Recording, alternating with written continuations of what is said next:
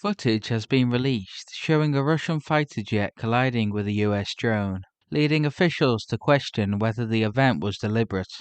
Russian officials have previously denied that the Su-27 had come into contact with the MQ-9 Reaper drone as it crashed into the Black Sea. The Kremlin claimed the drone had crashed after flying close to Russian airspace near Crimea. However, the declassified footage appears to show the fighter jet dumping fuel before flying close to the drone. The $32 million drone suffered damage to its camera and propeller before making an emergency landing. There are fears that this event could lead to increased tensions between the US and Russia.